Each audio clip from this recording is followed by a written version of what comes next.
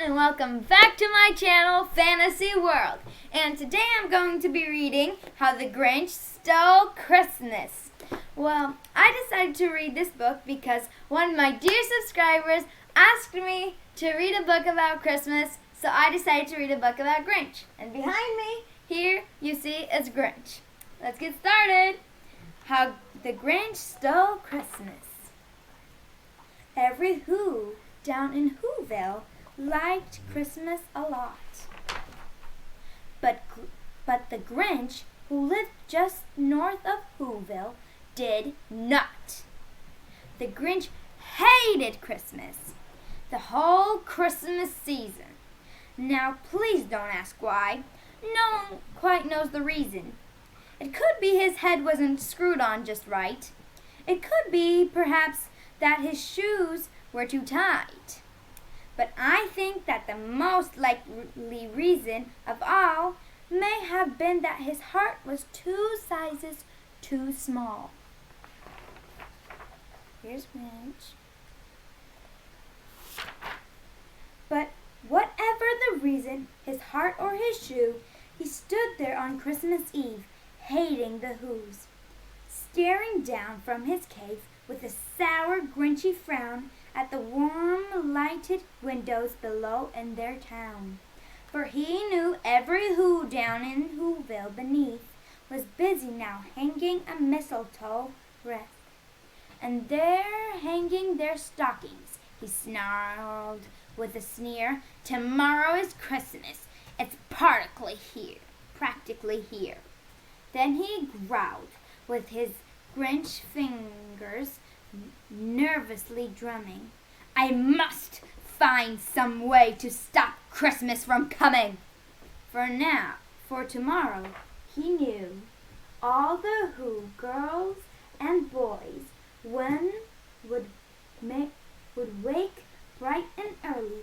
They'd rush for their toys, and then, oh, the noise, noise. That's one thing he hated. The noise. Here's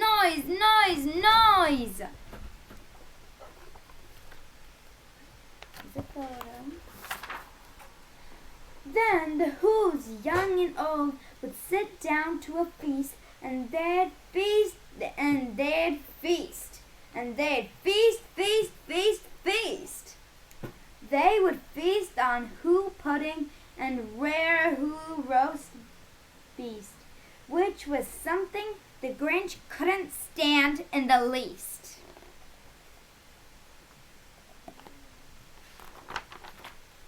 And then they'd do something he liked least of all.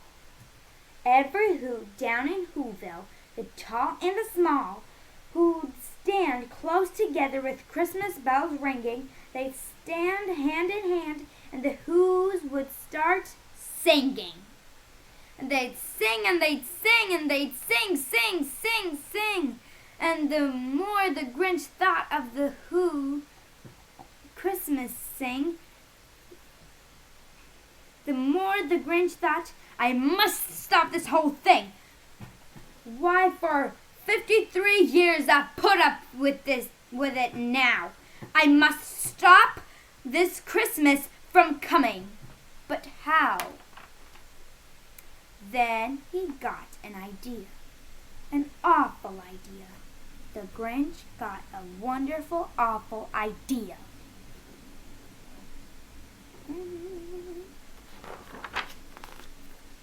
I know just what to do, the Grinch laughed in his throat, and he made a quick Santa Claus hat and a coat. And he chuckled and clucked. What a great Grinchy trick! With this coat and this hat, I look just like Saint Nick. All I need is a reindeer. The Grinch looked around, but since reindeers are scarce, there was none to be found. Did that stop the old Grinch? No.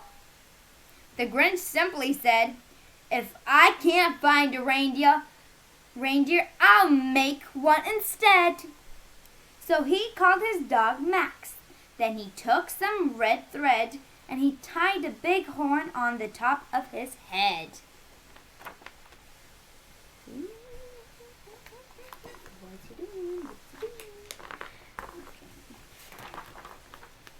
Then he loaded some bags and some old empty sacks on a ramshackle sleigh, and he hitched up old Max. Then the Grinch said, "Giddy up!" and the sleigh started down toward the homes where the Who's lay a snooze in their town.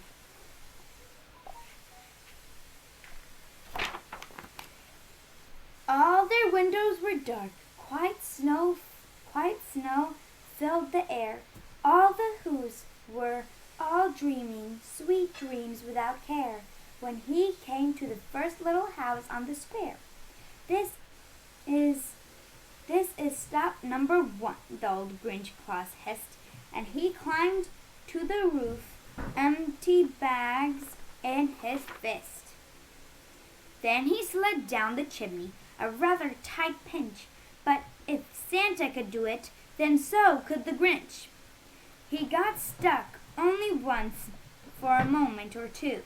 Then he stuck his head out of the fireplace flue, where the little Who stockings all hung in a row.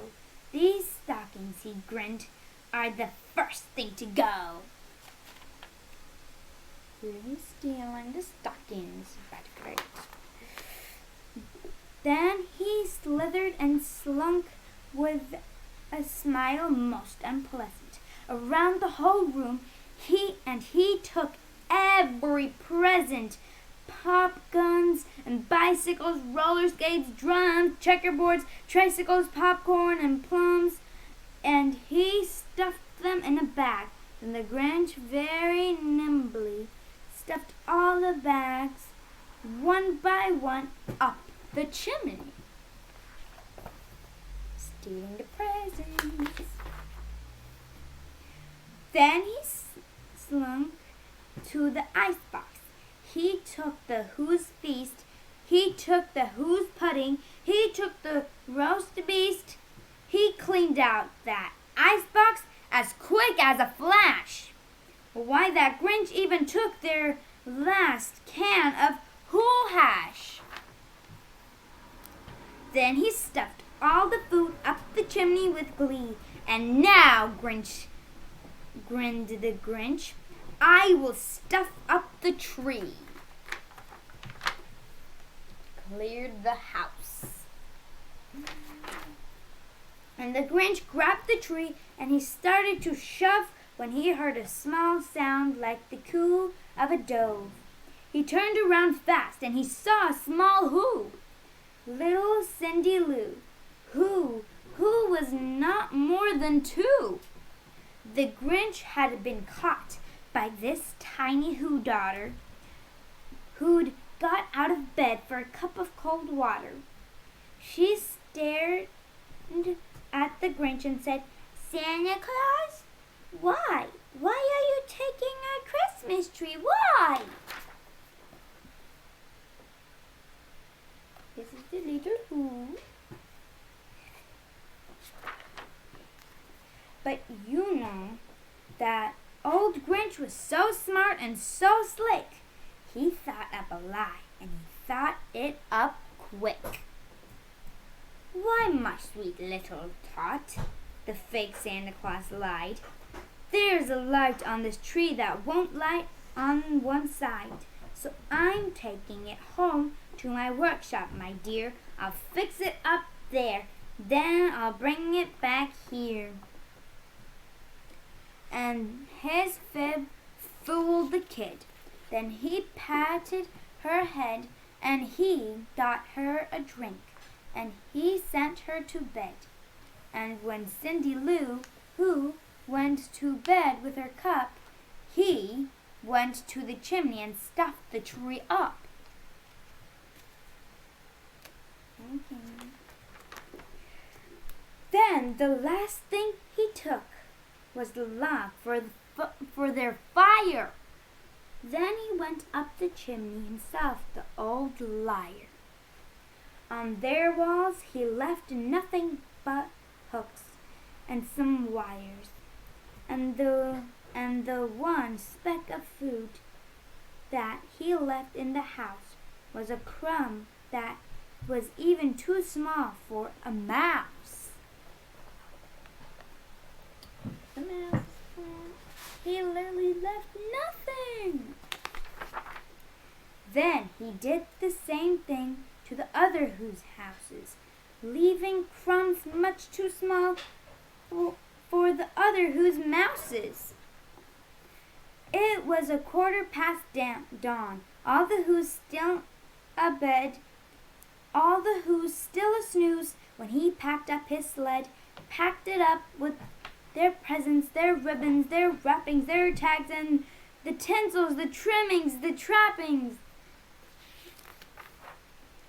3,000 feet up the side of empty Crumpet, he rode with his load to the tip-top to dump it.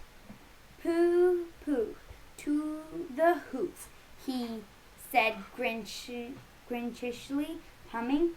They're finding out now that no Christmas is coming. They're just waking up. I know just what they'll do. Their mouths will hang open a minute or two, then the Who's down in Whoville will cry, boo-hoo. Here's the first victim, and here's the cry. That's a noise, grinned the Grinch, that I simply must hear. So he paused, and the Grinch put his hand to his ear, and he did hear a sound rising over the snow. It started in low, then it started to grow.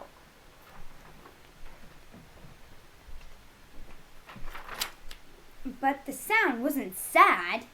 Why, this sound was merry. It couldn't be so, but it was merry, very. He stared down at Whoville. The Grinch popped his eyes. Then he shook. What he saw was a shocking surprise.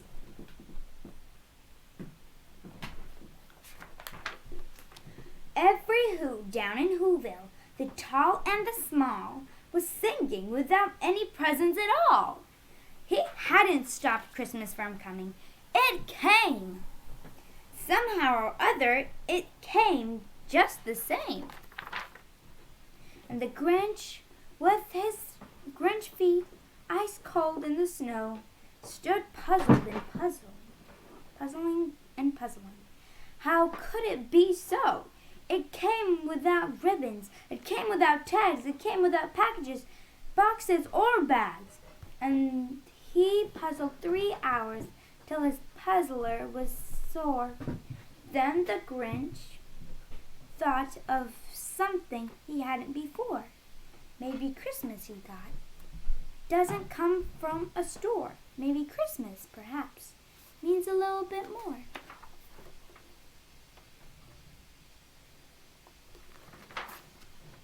And what happens then? Well, in Whoville, they say that the Grinch's small heart grew 3 sizes that day.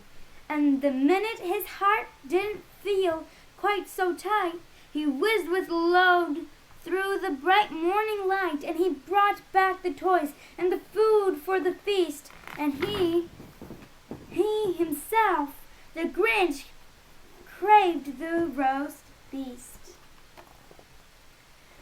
Well, that is all for the Grinch. I hope you guys enjoyed. Please like and subscribe and hit the notification bells. Bye!